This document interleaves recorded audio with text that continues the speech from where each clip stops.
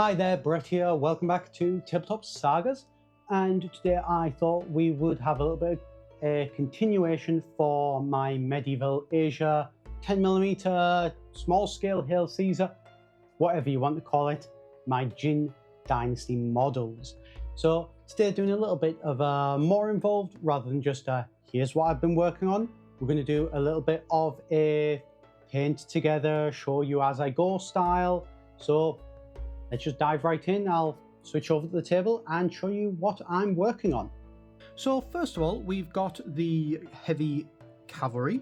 Now these are not as heavy as the iron pagodas that I've shown previously.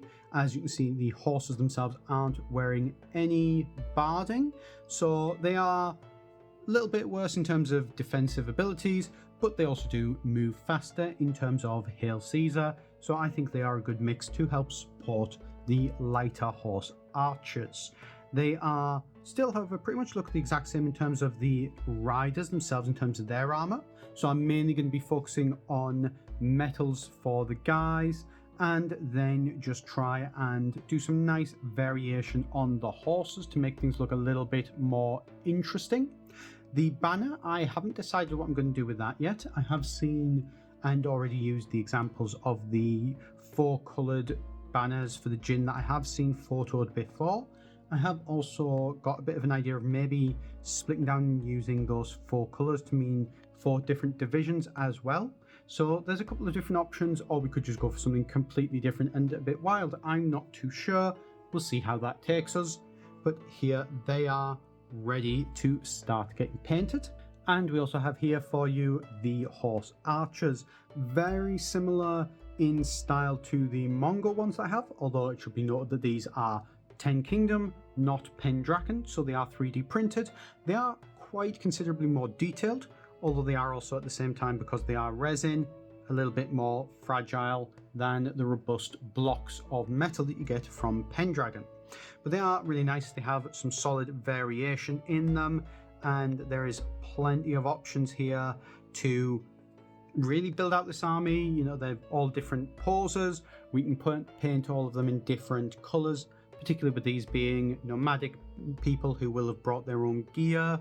So we've got an opportunity to add variation by horse and by rider. These are going to look like some really nice patchwork, especially when they're all in different poses as well. So I am really excited to get on with these. So what is the first plan?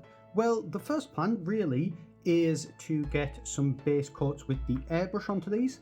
I think what we're going to do is we're going to do these with metal, and just a Vallejo metal color silver is probably what we'll use for the actual cavalry spearmen. Then for the horse archers, we're going to go for maybe, I'm thinking 3 with a leather color and then 1 with a black to add that little bit of variation into the base coats. Then I will try to be really careful with the airbrush and minimize the amount of overspray, and then do the horses, which means we're then, if we do like, let's say this and this, split them up 2, 3 and 1 in terms of the actual just kind of hosing the color onto them. We'll then do like these first 2 on the row of maybe light brown horses. The next 2 might be grey horses. We'll then maybe do a row of black horses and then a row of chestnut horses. So that's how I like to sort of change things up to get that variation running different ways across all of these. So that's where we're going to be. I'll crack on with that and then come back in a minute to show you how everything's looking.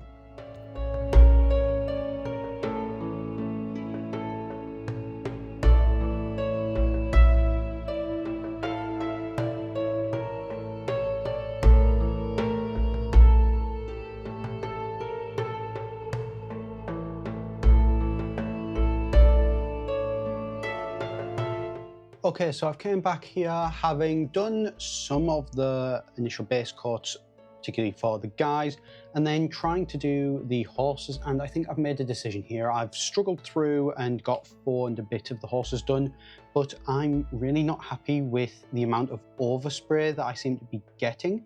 I suspect that the amount of time it's going to take to clean these up afterwards is probably in the end not going to be worth the amount of time that it's quote-unquote saving by using the airbrush to do 2 of the base coats.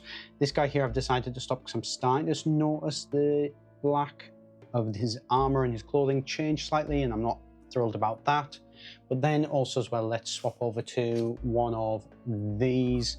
So you can see here I've massively gone over on this guy. Let's see if I can focus in on this. Yep, so it's gone all up the spear, which is fine because that's going to get painted later, but it's going to go, you know, onto his spear tip, and that's just not working. And then this guy over here, and I'm not sure quite how well you're going to be able to see this, but basically I'm starting to notice that his armor is changing color as well, and I'm not happy with this, so I'm just going to go back to the brush and do it that way to get the base coats for the horses on. I think it's going to be quicker in the long run.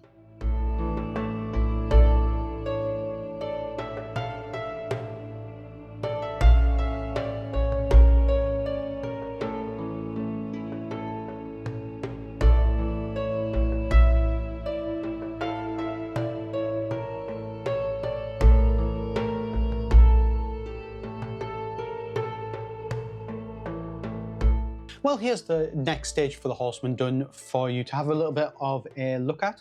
As you can see, I've added a good bit of variation into the colours for the horses.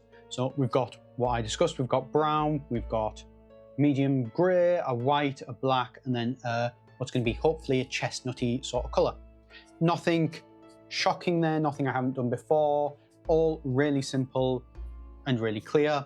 And as well, that decision to scrap using the airbrush absolutely was the right decision for these. Don't get me wrong, I love the airbrush, and some of the stuff you can do with it is so much quicker and so much better, and I do really like it. But for this, it just wasn't working for getting those 2 colours on. I was noticing that overspray, like I said, and it was going to take so much longer to clean that up. Whereas while there is a little bit of, you know, I've not done these 100% neat because I've not needed to, I can clean up any mistakes that I've done on these as I go with other layers of smaller details and things. So, you know, I'm going to be doing that work anyway, so it's not really cleanup. So these have just, it's worked so much better, and, you know, being careful with the paints, thinning them a little bit, but not too much. You can still get all these on in one coat. Even the white, particularly I was impressed with the white. Pro Krill, lovely range, and worked perfectly. So here are the horse archers in a little bit more detail for you. You can see they are really nice. I haven't really started to work on the guys yet at all, but you can see that detail on the horses, hopefully, that it is starting to, that little bit of differentiation of colour does help to really pick it out. And, you know, I've not really done anything, like I said, major here. It's just a case of, you know, where I've used a medium brown, I'm using a darker brown for the hooves, for the mane, for the tail. Similar thing, the white has got a grey for the mane, the tail, the hooves, a black for the black and the medium grey, and then for the one that's going to be a chestnutty colour, I've gone for brown as well, the same as with the medium brown ones. I find that that's more than enough, and this is absolutely great sort of starting point for these. I did consider washing the horses before coming back, but actually I've got to do like the grasses and stills on the bottom of the hooves, and then there is, you know, I can do some of the brown on, say, these horses now, and then have to do brown on the riders later. So actually it might be just quicker and a bit easier to just do that all in one step, I think. So that's what I'm going to test out doing and see how we go from there. As you can see, for next steps, it's going to be moving on to the actual rider themselves. Interestingly, they do seem to have some like scales on them, which is, you know, interesting. I think I'm going to put them in maybe a darker leathery sort of colour. Obviously do the straps on the saddles for the horses as well in a leather. And then, don't know, possibly look at adding in a little bit of variation into the coats and the hats and things like that. So basically doing the clothing elements, then move on to doing the wood, then doing the skin as a final one. So there's still a fair bit to do on these before they're ready for a wash.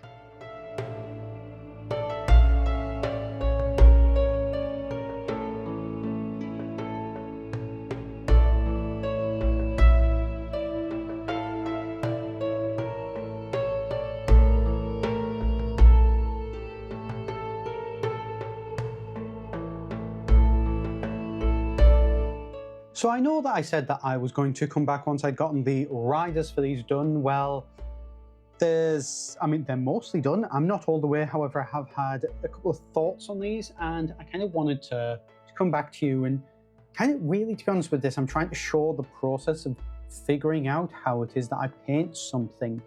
And well, as you can see, I've done most of the stuff. I've done all the leathers at this point. I've done the fur around the hats. I've done all the woods. I've done the purples, which is the accent color for the army. I've done the flag over here. And I've added a little bit of variation into some of the cloaks and things. I've done a good chunk. And to be honest, if I did the skin now and a couple more of the cloaks on the spearman cavalry, the melee cavalry, then I could probably wash these and call these good.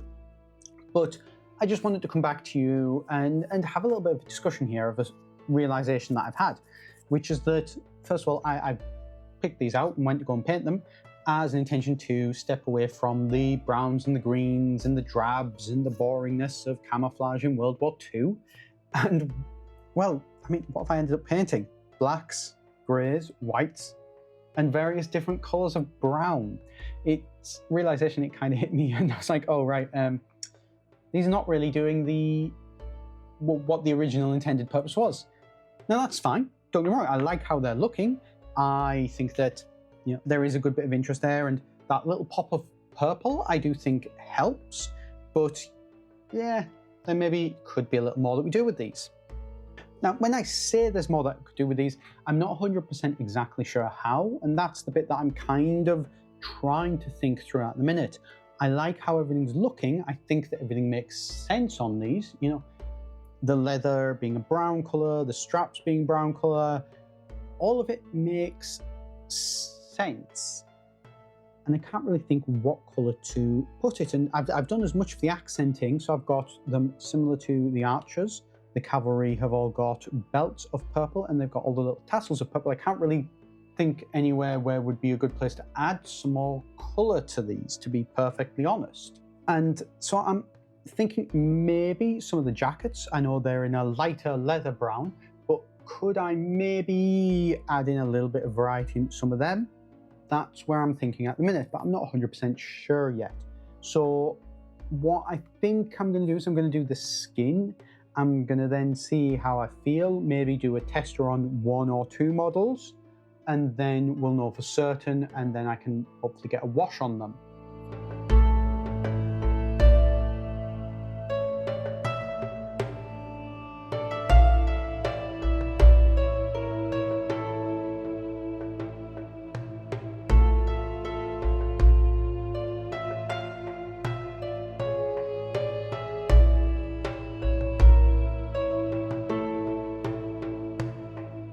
So I'm back now with all the washing for the miniatures having been finished off, and they're definitely looking a fair bit darker now and desaturated, even more browns and drabs than even I'd talked about with the World War II stuff. But hey, you know what? It's okay. They are what they are. This is where they've turned out. So let's have a little bit of a look into some of these in a bit more detail, and I'll show you exactly what it is I've been up to. Here's a bit of a closer look at the horse archers. So as you can see, I've done a couple of different washes depending on what the model is. So the chestnut horses have gotten a flesh wash, the black and the grey horses have gotten a Null Oil black wash. The white horses, they did get a watered down wash because I'm not falling for the same mistake that I did last time and staining them too heavily. And then the people have just gotten a brown wash all over. And so they've came together really actually quite nicely. There is still a few details to pick up now, so I need to get in and paint the head tassels and then do a little bit of a highlight on the skin, then possibly do a highlight on the horse. I'm not sure. I think I'm just leaning into the fact that these are just going to have to be quite dull miniatures. Not like dull in like a boring sense, but dull in just they are natural earthy tones that are what these guys use. I might highlight, however, the purple tassels, maybe just a little bit to get a little bit of colour into those. And here we've got the heavy cavalrymen in their armor. So you will first of all notice that using brown wash on that armor definitely dulls it down in quite an interesting way. It almost gives it an almost sepia sort of look is how I would describe it. Horses here have been done the exact same. You can see that watered down black on this white horse here. You can see that it still keeps that nice white brightness, but just a hint of darkness in the recesses, which is a lot better than trying to ruin it with a full strength null noil. Also, the banner here, I have gone these ones. These are going to be the cream banners rather than the black, which I used for the previous division. And you can see here using an off-white rather than a stark white, and then a watered down, I think it was about a 2 to 3 water to Agrax Earthshade mix on them, has definitely helped with the coffee staining, although there is still a little bit underneath, which I'm not too thrilled about, but you know what? It's absolutely a lot better than the other ones, and it's good enough. Good enough for government work, I believe, is the phrase, whether you agree with or not. So where are we going to go from here? Like I said, definitely the skin, highlight them up, possibly highlight up the horses, but other than that, it's really just getting these guys on their bases. I don't think I want to spend much more time on these. I do want to wrap these up now and move on, but let's see how we get on and really where we end up.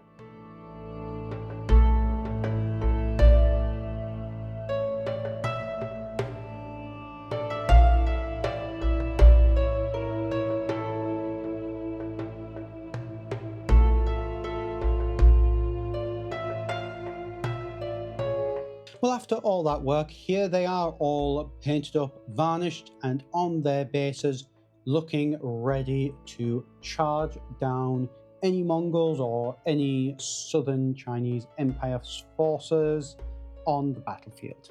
So yeah, in the end, I didn't end up doing a massive amount of highlighting on these. I think I've just kind of accepted that they are going to be a little bit more drab than I initially wanted, but I'm not unhappy with how they've came out at the same time. So let's have a little bit of a look in more detail as to what we've got here. So first off, here are the heavy cavalry, the lancers, that are going to be doing the brunt of the fighting and are kind of the shock troops for this division. As you can see, I've gone in and highlighted the skin as I said I would, and then also as well done a bit of highlighting on the purples, but to be perfectly honest, that's really it. Now, that's not to say this is definitely the end. I may, and this may, we'll see how we get on here, I will go back in and highlight the metals. I think that highlighting the metals after you've done the varnishing is a really good way to bring out that luster again and that shine in the metals. But, you know, at the same time, I kind of a little bit like this drab sort of browny tint that they've got to the armor. The horse, I did consider doing them as well, but to be honest, I just couldn't be bothered. I don't think the horses are the main thing, and you know, the horses, they're all browns and black and white and grey. They're not going to bring some extra colour into this anyway, so I didn't see much need to do that. Basically, at the end of the day, there just really wasn't anything that I felt that would benefit from a highlight any more than the wash and the base coats had already provided.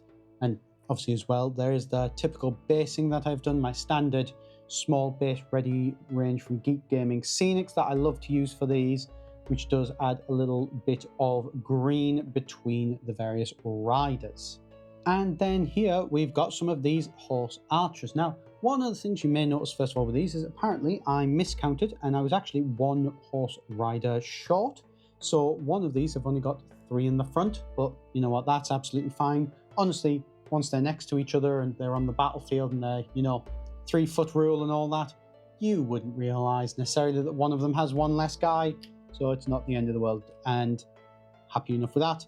Again, you know, I highlighted up the skin for these. Obviously there is a little bit more skin for these than there is the riders, or the lancers I should say, so with the faces not being quite as heavily armored. And then we did the purple as well, which I think was a nice extra pop of colour for these. And I've just accepted that they just are a little bit drab. These Jin Dynasty, the Jurchin Nomads, which is probably not a terrible contrast, make them maybe even a little bit easier to spot compared to the Mongols that I've already done, who've got like brightly coloured hats and things. And then just for completeness sake, let's show one of the other guys here. So this is one which has got 4 in 2 ranks, so 8 archers on each base. Again, really simple, just base coats, washers, a couple of quick highlights, and you're good to go. It's always the joy of 10mm. So there we have it. There is my 3rd division all ready to go. What do you think? Do you like how this army is coming along? Do you have any opinions about the format that I'm taking for the army? Is there anything you think that maybe the Jin shouldn't be represented this way? If you have any information like that, I'd love to hear it. As always, I will see you down in the comments below.